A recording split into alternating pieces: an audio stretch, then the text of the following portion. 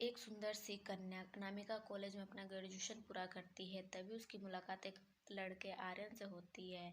आर्यन भी बहुत स्मार्ट और माता पिता का आज्ञाकारी बेटा है।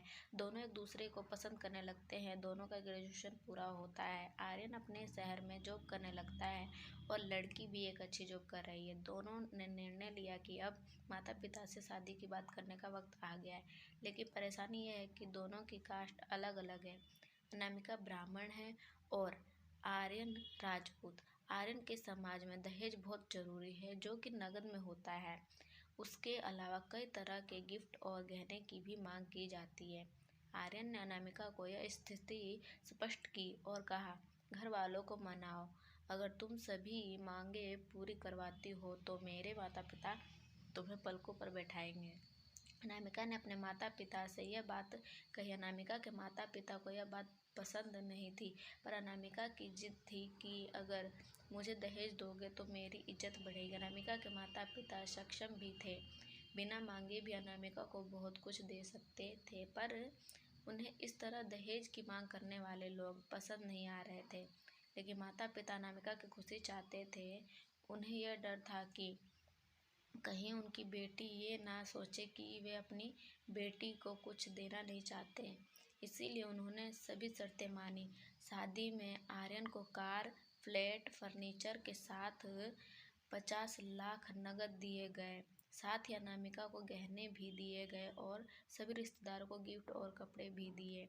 शादी बहुत धूमधाम से की गई, कोई कमी नहीं छोड़ी गई। अनामिका को मन ही मन यह गुमान था कि कास्ट अलग होने के बावजूद माता पिता ने उसकी शादी ससुराल के हिसाब से की। अनामिका को विश्वास था कि उसे बेटी बनाकर रखा जाएगा, उसे वही प्यार दिया जाएगा जो उसके माता पिता ने दिया, क्योंकि उसने अपने ससुराल का मान रखा। अनामिका ने अपने घर से ससुराल विदा ली। ब्राह्मण कन्या राजपूत घर की बहू बनी। ससुराल में बहुत ज़्यादा पर्दा प्रथा थी। बहू को मनचाहा खाने तक की स्वतंत्रता नहीं थी। कितनी भी भूख क्यों ना हो, घर की बहू सबके खाने के बाद ही खाएगी। यहाँ तक कि उसे घर के पुरुषों के सामने बैठने तक की इजाज़त नहीं थी। अनामिका ने इस बात पर ऐतराज़ दिखाया, पर उसकी किसी ने ना सुनी। आर्यन ने भी यह बोलकर मुंह फेर लिया कि यह तो परंपरा है। अनामिका को जो गुमान था वह धरा के धरा रह गया। उसे अपने माता पिता की बात याद आई। जब उन्होंने समझाया था तो वह उनसे बहुत लड़ी थी। उसने ससुराल में बात करने का फैसला किया। अनामिका ने अपने सास ससुर और पति से बात की, लेकिन उन्होंने नहीं सुनी और उसे बहुत बेरहमी से पीटा गया। अनामिका ने कभी ऐसा व्यवहार नहीं देखा था। उसे जिस लाए हुए दहेज पर घमंड था वह चूर चूर हो गया। अनामिका को माता पिता से बात करने में भी शर्म महसूस हो रही थी और इसी कशमकश में एक दिन अनामिका ने अपने आप को ख़त्म कर लिया। माता पिता को जब ये पता चला तो उन्हें अपनी गलती का एहसास हुआ कि वक्त रहते समझा होता तो बेटी साथ होती।